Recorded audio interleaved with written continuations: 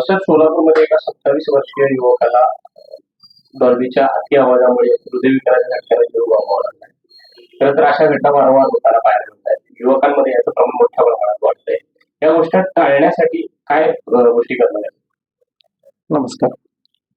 झालेली घटना सर्वप्रथम दुर्दैवी आहे म्हणून मी एखाद्या कुठल्याही कर्णकर्कश आवाजाने जर एखाद्याचा मृत्यू होत असेल तर फार मोठा त्याच्यामध्ये आपल्याला अवेअरनेस येणं गरजेचं आहे या गोष्टीबद्दल. डॉल्बी किंवा कुठलाही आवाज, त्याला नॉईज पोल्युशन म्हणतो आपण. नॉईज पोल्युशनचे काही क्रायटेरिया आहेत. ACC American college of cardiology नुसार, त्याच्या रिसर्च झालेल्यानुसार की 40 ते 80 डेसिबल, जर 40 डेसिबलच्या वर आवाज सुरू झाला किंवा नॉईज पोल्युशन सुरू झालं तर हृदयविकाराला त्याचा घातक राहतात किंवा हृदयविकारासाठी ज्या गोष्टी राहतात त्या पूरक हृदयविकारासाठी राहतात. याचा अर्थ की 40 डेसिबलच्या वर तुमचं ठोके वाढायला लागतात, BP वाढायला लागतो, तुमचं इंडोथेलियल डिस्फंक्शन मधलं रक्तवाहिन्यांचं आपलं आवरण बिघडायला लागतं, सायकोलॉजिकली स्ट्रेस वाढायला लागतो, मानसिक आरोग्य बिघडतं.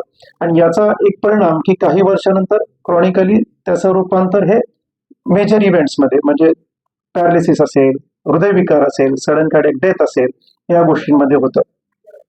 साधारणतः आताचा जो कार्यकाळ आहे की याच्यामध्ये आपल्याकडे एक ट्रेंड आहे की बाबा जेवढा जास्त आवाज तेवढा जास्त मिरवणूक मोठी, की याच्यामध्ये मग 80 ते 100 डेसिबल, 80 ते 100 डेसिबलच्या क्षमतेने आपण जे वाजवले जातात, तर याच्यामध्ये अजून तेवढ्याच तीव्रतेने हृदयविकाराचा झटका येतो.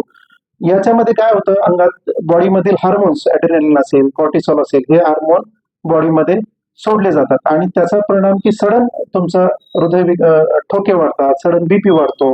याबरोबरच मिरवणूक असल्यामुळे पेशंट गुदमरून की त्याच्यामध्ये त्याचा हृदयविकाराचा धोका हा जास्त तीव्र होतो.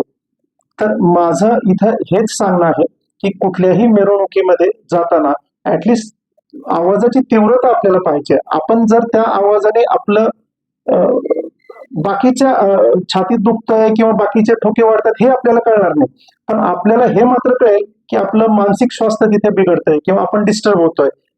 एवढं जरी कळालं तरी आपण तिथून थोडंसं दूर थांबायचं आहे.